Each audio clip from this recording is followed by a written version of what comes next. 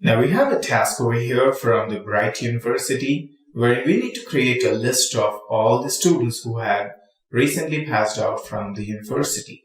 Now for this, the format given by the university is as stated here. That's you need to get their first name, last name, their email address. That's the email address given by the university. Okay, and that's something that ends with bright.edu. Okay, so that's something like abc@bright.edu. This is the email address that in a standard format that we need to get.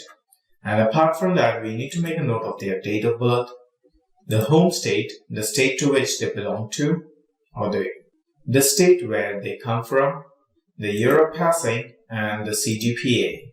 Now here, one risk is that if you hand over this file to any person to fill in the details, there is a risk of certain level of error. For example, let's say for first name, we just have some character limit wherein they cannot exceed that limit. So we need to see that it does not exceed, let's say, 15 characters. And same way for the last name, it should not exceed 15 characters. Now, when it comes to email address, we'll just try to figure out about the data validation there. We need to ensure that we have bright.edu in it. But apart from that, I would also like to see the date of birth as a proper date and not just mentioned as a random date of there, maybe something like 14/15/2020. What if this was an error? What if this was an accidental error wherein they intend to actually put something else? Maybe this was 12/15, then it would have made sense, but we don't realize whether that was an accidental typing or was it intentionally done, right? So we need some validation there as well. And then here, we need to, instead of allowing them to type in any words over here, as in Alabama, California, and let's say Pennsylvania. Wow, now that's quite confusing over here because at times if I'm typing, maybe I might just miss on any spelling here. What if I would have missed on one N over here? Now that would bring inconsistency to my data. So I will give a drop down over here in this list, which gives the list of states, and the person who's handling this data will have to just select the list. We have in the next worksheet, we have the list of states over here, and we'll make good use of this as a drop down within the cell. Now, year of passing, again, we'll have some validation. We know for sure that the year of passing cannot be something like 20.20. It's either 2020 or 2019 or 2021 and so on. There are no scope for decimals there. So this is something that we need to check. And when it comes to CGPA, we need to ensure that it's in the form of decimal number, something like, let's say 7.05, and not something like some text like test or something. No, any form of text may not be applicable. It's only a proper CGPA that we need. So there are so many restrictions that we need to put onto this, and we need to figure that out, how to do this in Excel. Well, that's quite simple there. Let me show you how. First, we have a character limit of 15 characters for both these columns. So we can select them. And under the data tab or the data menu, we have something called as data validation. Now here in this case, we can only see the icon, but I move my mouse over this. It says data validation. Now in some versions of Excel, probably you might also see the word data validation appearing next to this icon, just as we have this text over here next to this icon, below this icon. But for now, since I'm familiar with this icon, I can directly jump onto this. But if you're not sure, just move your mouse over these icons and you will come to know what they belong to. I click on this icon and I need to put some restrictions, right? So this is the place where we give our validation criteria. to begin with, allow any values. That means you type anything that you want to, no restrictions there. Another form of validation is whole number. Now, when you say whole number, that's without any decimals. That's like 1, 2, 3, 4, 5. Now, that is something that would perfectly fit for year of passing. It's a complete whole number. Next, we have decimals. We'll make use of this for CGPA. And then list. List would be a drop-down list that we will create for the states, date, and time. We also have another validation for time. When you enter time, it will accept it. But if you enter date instead of time format, it will not allow you. It will throw an error.